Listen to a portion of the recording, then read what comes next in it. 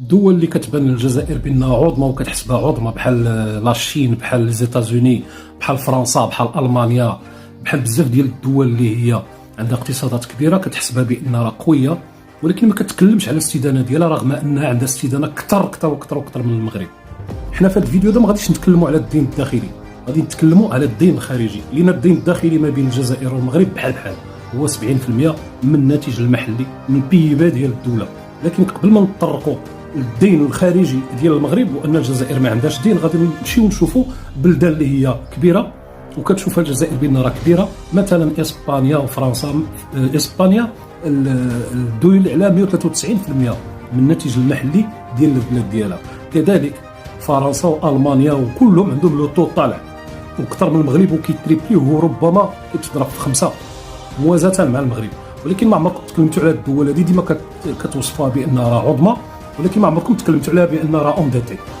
وإلا جينا لافريقيا غادي نلقاو بان مصر وجنوب افريقيا بطبيعه الحال، جنوب افريقيا نتوما كتطبلوا لها كل نهار حيت هي ديما معاكم في اي قرار ديالكم اللي كتخص فيما يتعلق اونتر بارونتيز البوليزاريو اللي كتعاونوا على ان هاد البلاد هذه راها قويه والاقتصاد ديالها قوي وما بين الاقتصادات الاولى في افريقيا، ولكن حتى هي عندها لونديتمون بحال المغرب ومصر كذلك. دونك من هنايا مقارنه مع الدول الافريقيه يعني المغرب مش استثناء، ولكن نتوما كتفرجوا في الاعلام ديالكم واللي قالها كتاخذوها، وسيرتو الا كانت شي حاجه اللي كتضعف من المغرب. ولكن كما قلنا بان المغرب ماشي استثناء، غادي نمشيو في المثل، غادي نشوفوا اقتصاد ديال دوله كتموتوا عليها نتوما وكتحسبوها شي حاجه كبيره اللي هي قطر، وفعلا هي حاجه كبيره. قطر الدين ديالها 129، الدين الخارجي ديالها 129% من الناتج المحلي ديالها، من البي بي ديالها. وبوركينا فاسو عندها 18% من البي بي ديالها دين خارجي. دونك كتعرفوا نتوما قطر وكتعرفوا بوركينا فاسو، ولكن شكون اللي زوينه في هادو نتوما كتبان لكم بانكم متطوره؟ كتبان لكم قطر، مع انها الدين الخارجي عندها اعلى من بوركينا فاسو. دونك قطر شوفوا كيفاش دايره وبوركينا فاسو كيفاش دايره، هذا كمثال. من هذه المقارنه هذه اللي درنا ما بين قطر وبوركينا فاسو غادي يبان لك بان المستوى ديال الاقتراض ما عنده حتى شي علاقه بالدوله كيفاش غادا ولا كيفاش غادا كتطور.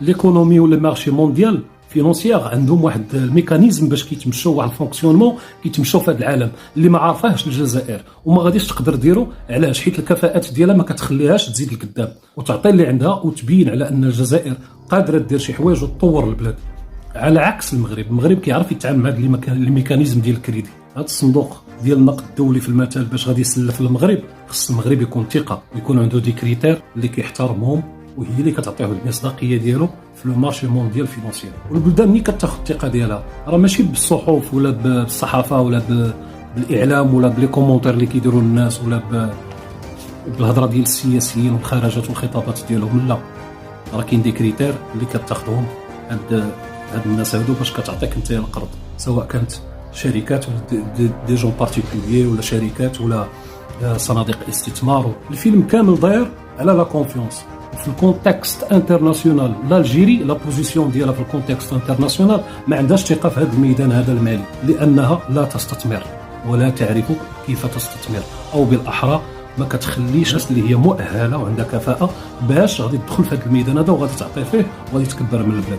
فكيبقى هو منحصر للانانيه ديال السلطه اللي ما كتخليش هاد الناس هادو يبانوا، لان هاد الناس هادو مثقفين عليهم وتيعرفوا بزاف وعندهم رؤيه استراتيجيه واقتصاديه مستقبليه اللي ما كيقبلهاش الناس اللي كتحكم في الجزائر. هذه هي الحقيقه، وهاد لا رياليتي هي اللي هي فاكتويل. 3 ديال الدول اللي ما عندهاش كاع كريدي في العالم اللي هي ايران واللي هي فنزويلا وهي والجزائر كذلك. فايران عندها 0.5% من الناتج المحلي ديالها من البي بي ديالها، وفنزويلا عندها 0.6، وكذلك الجزائر عندها 1.7 من هذا. ولكن هذا ما كيعنيش على ان الدول هذه مصدره للغاز والبترول على انها ما محتاجاش للاستدانه. الاستدانه عندها واحد المنهج اخر وعندها واحد الرؤيه اخرى، هي الرؤيه ديال الاستثمار.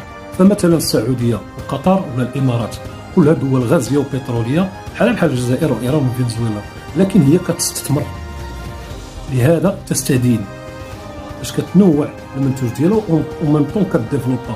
وحتى لا رجعتي لانفراستركتور في المثل ديال السعوديه وديال الامارات وديال قطر ماشي الانفراستركتور ديال 3 ديال الدول، بل هاد الدول هادو كيعيشوا صعوبات يعني حتى في الحياه ديالهم العاديه، فما بالو كالتنميه ولا كتمشي معطله. خصكم تدخلوا لراسكم واحد القضيه اصدقائي الجزائريين، اما ان لي مارشي فينونسي نا جامي بريتي شي دوله باش تاكل امبوسيبل. هي كتبريتيك باش انت كتكون عارفك راك انت غادي تانفيستي وانت غادي تربح وحتى هي غادي تربح معاك، ماش من لي زانتيري ديال هذاك البروجي اللي انت داير ولا داك الاستثمارات اللي كدير نتايا.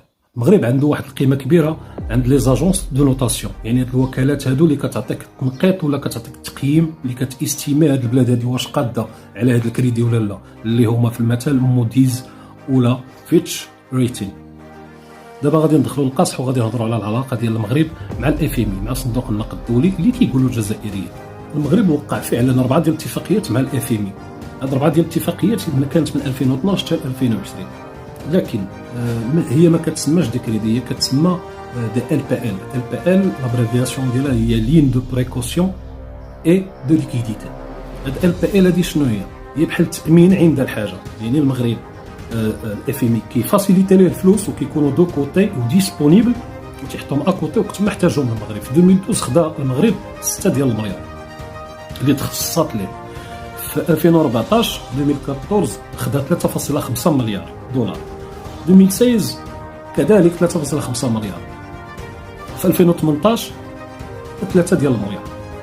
لكن المغرب ما قاصش حتى شي حاجه من هذا الشيء من 2012 حتى 2020 حتى الكوفيد كان محتاج هاد الفلوس هادو، والاقتصادات العالميه كامله واقفه، يعني كانت بالضروره باش غادي يوتيليزي هذيك لا لين اللي هي فيها 3 المليار اللي هي الاخرى اللي تسينيات في 2018. اذا الا جبنا نشوفوا هنايا المغرب واش عنده الكريدي ولا ما عندوش كريدي، المغرب ما عمره يوتيليزي هذوك الفلوس لا في 2012 لا 2014 لا 2016، يعني حتى ديال 2018 ما قاساش حتى ل 2020. دونك المغرب عنده كريدي زيرو. افريل 2023 يعني هذه يلاه الشهرين هذه المغرب طلع له واحد الميكانيزم اللي واحد النيفو اللي هو طالع في الثقه اللي هو سميتو ال سي ام، هي لين دو كريدي موديولار. هاد لا لين هذه لي كريتير ديالها اكثر من ال بي ال، يعني عطاتو المصداقيه اكثر عالميا باش يقدر يتفاليدا ليه هاد لو سيستيم هذا هاد الميكانيزم هذا، وعطاو له لا فاليداسيون اللي فيها 5 مليار. هاد الشيء ما تقدرش ديرو الجزائر، لان الجزائر ما كتعرف تخدم حتى مع هاد لي ميكانيزم هذا هو المشكل دابا اللي عند الجزائريين ما كيفهموش. وهاد ال سي ام هاد لو نيفو ديال لين دو كريدي موديولابل ما كاينش، كاين غير عند الدول ديال امريكا وعند الدول الاوروبيه، وكاين مؤخرا دخلت ليه بولونيا اللي تفاليدات، وتفاليدات كذلك الشيلي، وتفاليدات المكسيك، والمغرب هو بلد افريقي الوحيد هو اللي تفاليدا في هاد الدول هادو كامل حتى جنوب افريقيا ومصر ما كاينينش فيه. يعني الطوب ديال لا كونفيونس. اف ام اي صندوق النقد الدولي سواء كان اشخاص معينين عندهم فلوس كيستثمروا ولا دول كتستثمر ولا ابناك ولا هيئات استثماريه اللي عندها صناديق استثماريه، عمرها ما كتسلف شي دوله باش غادي تاكل، ما كتسلفش ديك الدوله حتى كتكون ثقه. اصدقائي الجزائريين، هذه راه غياليتي، سي اون غياليتي كونكريت اي فاكتويل. تو سكي ريست دي زاناليز بيرسو الجيريان ولا هذا كلها سا ريست حتى لعبه. فيقوا نعرفوا كتقولوا، دخلوا وشوفوا هذا الكلام ديالي واش صحيح ولا لا.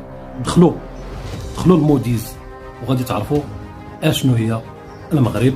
الحال الجزائريين ما غاديش يقبلوا هذا الفيديو هذا، ولكن هذه حقيقه كما قلت لكم، لازم تقبلوا هذه المسائل هذا ولو سيستيم باش غادا به، لو سيستيم ايكونوميك باش غادا الجزائر ماشي هو باش غادي المغرب. خصكم تفهموا هذه المسائل، وقبل ما تبقاو تقولوا شي حاجه تبقاو ترددوها بحال البيروكي، لا خصكم تعرفوها شنو هي وتعرفوا المدى المصداقيه ديالها، ودخلوا بحثوا في موديز وفيتش ريتين وبزاف ديال وفراد وغادي تعرفوا شنو كاين.